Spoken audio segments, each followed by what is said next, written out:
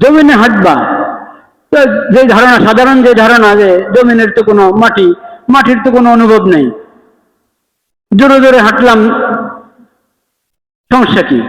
জোরে মানে তাড়াতাড়ি হাঁটা, ব্যায়ামের জন্য দ্রুত হাঁটা, বা আপনার টাকা যা আছে সেটার জন্য দ্রুত যাচ্ছেন, ওটার কথা বলছি না। বরং একবারই জমিনকে আঘাত করে করে বাহাদুরি দেখিয়ে দেখিয়ে হাঁটা, ওটা নিষেধ। কোরআনও নিষেধ, হাদিসেও নিষেধ। কেন? বিনা কারণে তুমি কেন এরকম করবা? এটা তো অনেক অনেক সমস্যা। একটা সমস্যা, এটা ওটা তো আল্লাহর মাখলুক, ওটাকে প্রয়োজন ছাড়া তুমি কেন কষ্ট দিবে? আপনি ও সে কি কষ্ট বুঝে? সে কষ্ট বুঝে কি না বুঝে এটা তুমি কিভাবে জানো?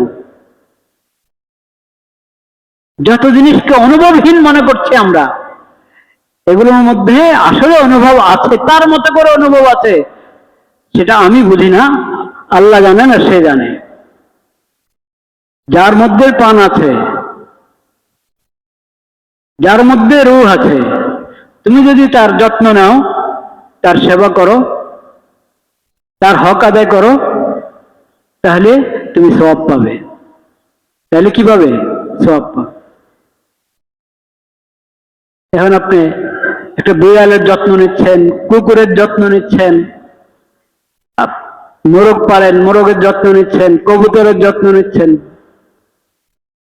এমনকি বিড়াল যদি হালাল পানি তো বটে, যেগুলো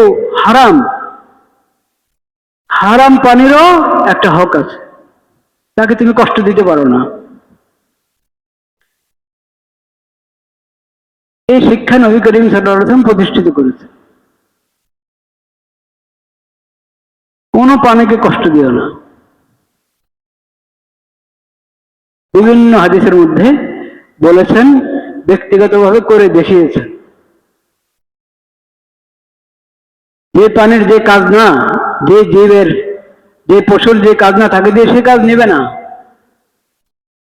তার দ্বারা শুধু কাজে নিবে, তার খাবার, তার পানির ব্যবস্থা করবে না, এটা হতে পারে না। এইভাবে নবী করিম সাল্লাল্লাহু আলাইহি ওয়াসাল্লাম সকল মাখলুকের হক বর্ণনা করেছেন।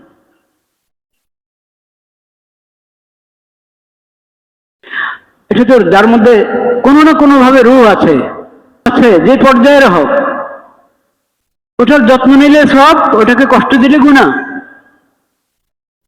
এই শিক্ষা প্রতিষ্ঠিত করেছেন নবী করিম সাল্লাল্লাহু আলাইহি ওয়াসাল্লাম। যেটা তো রূহ নাই, এমনি সাধারণ আসবাবপত্র, এই একটা টেবিল, দরজা, জানালা, মাটি, এই সব জিনিস, যেটা রূহ তো নাই, ওটার মধ্যে আমরা ধারণা করি তাদের কোনো কি নাই, কোনো চেতনাই নাই ওইসব জিনিসের মধ্যে, কোনো ধরনের কোনো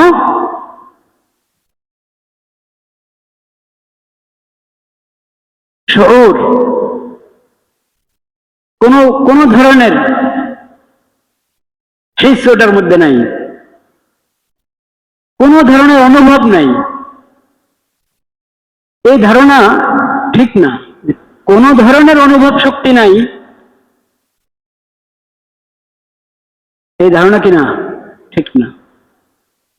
প্রত্যেক জিনিসের মধ্যে, যেটার মধ্যে রূহ নাই, জান নাই, ওটার মধ্যে কি আছে? কোনো না কোনো ভাবে অনুভব শক্তি আছে, যেটা আমরা কি করি না, জানি না।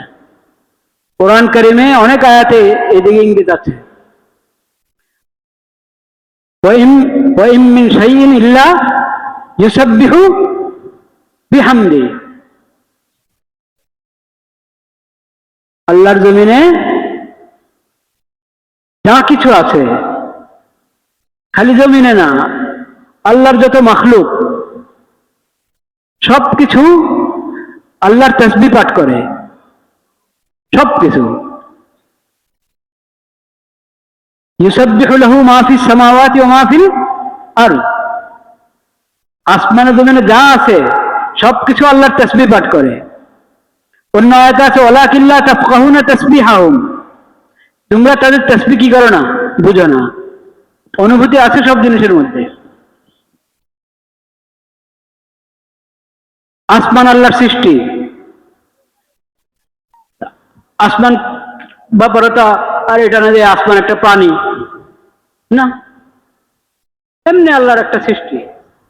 সেই আসমানের মধ্যে কি আছে? অনুভূতি আছে। চাঁদ সূর্য সব আল্লাহর সৃষ্টি, আল্লাহর হুকুমে নিয়ন্ত্রিত, সব আল্লাহর হুকুমে নিয়ন্ত্রিত। কিন্তু এই সব কিছুর মধ্যে আল্লাহ তাআলা একটা অনুভূতি সৃষ্টি করেছেন, যেটা আমরা জানি না, আমরা বুঝি না। সবকিছুর মধ্যে একটা অনুভূতি আছে। নবী করিম সাল্লাল্লাহু আলাইহি সাল্লাম এইসব বিষয়, যেমন হাইওয়ান সম্পর্কে বলেছেন, উদ্ভিদ সম্পর্কে, নাবাতাত, গাছপালা, ঘাস, চারা, এগুলোর ব্যাপারে নবী করিম সাল্লাল্লাহু আলাইহি সাল্লাম বিধান দিয়েছেন কিনা? দিয়েছেন।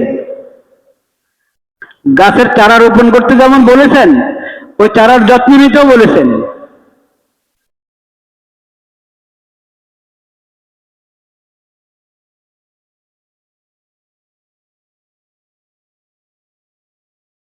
আর না হাইওয়ান, না কোনো উদ্ভিদ, আর এমনি সাধারণ জিনিস, এই কার্পেট, এই একটা পাখা,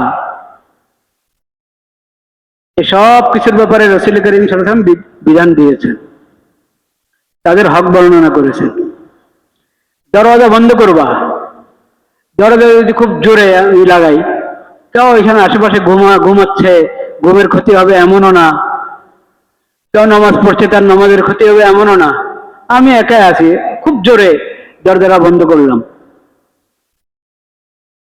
এটা নবী করিম সাল্লাল্লাহু আলাইহি ওয়াসাল্লামের সিরাতের শিক্ষা হলো এটা অন্যায়, এটা ঠিক না। দেখি না, ঠিক না। বরং তুমি সুন্দরভাবে লাগাও, কমল ভাবে লাগাও দরজাটা। কোন গাড়ির দরজা আছে, ওটা একটু জোরে না লাগালে লাগবে না, সেটা তো প্রয়োজন। বিনা প্রয়োজনে তুমি ধাক্কা দিবা না। আলাইকা বিরিফক, কমল ভাবে করো। তো সব কিছুর জন্য সুন্দর আচরণ। একটা টেবিল ময়লা হয়ে আছে, এই ময়লা হয়ে যা আছে, এটা হলো একটা আমাদের পরিবেশের জন্য অসুন্দর, পরিবেশের জন্য অসুন্দর। শুধু এই জন্য সাফাইয়ের বিধান না, সাফাইয়ের বিধান এই জন্য এই জিনিসটার হক নষ্ট হচ্ছে, এই জিনিসটা কষ্ট পাচ্ছে, এই জিনিসটার হক এটা যে এটা পরিষ্কার থাকুক। আপনার ঘরের আঙ্গিনা ময়লা হয়ে আছে, আপনি পরিষ্কার করছেন না, এটা পরিবেশ অসুন্দর হচ্ছে। একজন মুমিন মুসলিম তার ঘর বাহির আঙ্গিনা চারদিক সব পরিষ্কার পরিচ্ছন্ন থাকবে। এটা যেমন পরিবেশের জন্য যেমন দরকার, ওই ওই জমিনটা, ওই জায়গাটা, ওটারও একটা হক আছে। যেখানে ময়লা ফেলা হয়, ওই ওই জায়গাটা, ওটার চারদিক ময়লা তো ময়লাই, কিন্তু ময়লা যেখানে ফেলা হবে তার চারদিক যদি গান্দা হয়ে থাকে, ময়লা আনানোর গাড়িটা যদি গান্দা হয়ে থাকে, কেমন হবে? যে অন্যদের জন্য শুধু কষ্ট তা না, গাড়িটাকে এমন করে রাখবেন কেন আপনি? এ হলো নবী করিম সাল্লাল্লাহু আলাইহি ওয়াসাল্লামের সিরাতের শিক্ষা। এজন্য নবীজি সবার জন্য, সবকিছুর জন্য, সকলের জন্য রহমত। ওমা আরসালনাকা ইল্লা রাহমাতাল লিল আলামিন। নবীজির সিরাত, নবীজির শিক্ষা যদি গ্রহণ করা হয়, এই রহমত সবাই পাবে, না শুভ পাবে না। নবীজিকে যে আল্লাহ রহমত হিসেবে পাঠিয়েছেন, এই রহমত পেতে হলে নবীজির শিক্ষা, নবীজির সিরাত নিজের মধ্যে আনতে হবে।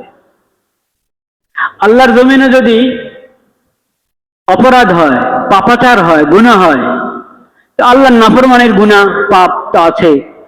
আমি নিজেকে কলুষিত করলাম গুনাহ করে, পাপ করে, সে তো আছে।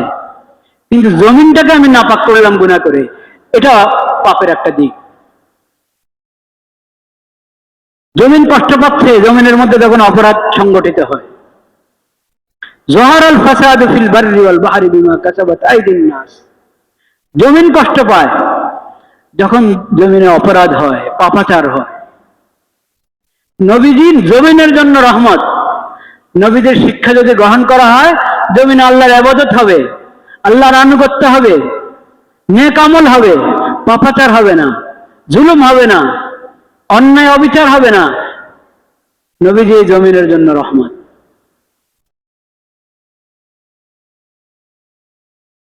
নবীজির কাছ থেকে আমরা এই শিক্ষা পেয়েছি যে জমিনও সাক্ষী আমার আমলের, জমিনও আমার আমলের কি সাক্ষী। জমিনের মধ্যে নেক আমল হলে জমিন খুশি হয়। জমিনে নাফরমানি হলে জমিনের কষ্ট হয়। জমিন সাক্ষী থাকে, নেক আমলেরও সাক্ষী থাকে, পাপাচারেরও কি থাকে সাক্ষী থাকে। জমিনের জন্য রাসূলুল্লাহ সাল্লাল্লাহু আলাইহি ওয়াসাল্লাম রহমত, আসমানের জন্য রহমত। মানুষ যে আমল করে, এটা নেক আমল করলে আসমানের রহমতের দরজা খোলা হয় নেক আমলকে গ্রহণ করার জন্য, এই নেক আমলের ইস্তেকবালের জন্য, সম্বর্ধনার জন্য।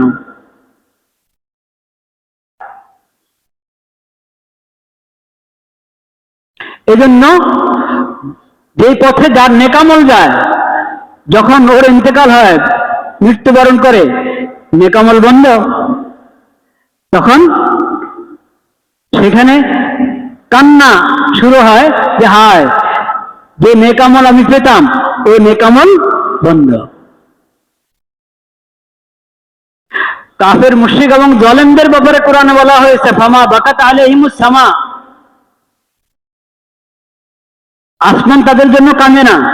এর মানে কি, মুমিনের জন্য, নেককারের জন্য আসমান কাঁদে, আসমান কান্না করে। তো আসমান নেক আমল বলে তার কাছে ভালো লাগে, সেই নেক আমল পাঠাচ্ছে কারা? নবী করিম সাল্লাল্লাহু আলাইহি সাল্লামের শিক্ষা গ্রহণ করে যারা নেক আমল করছে তারা।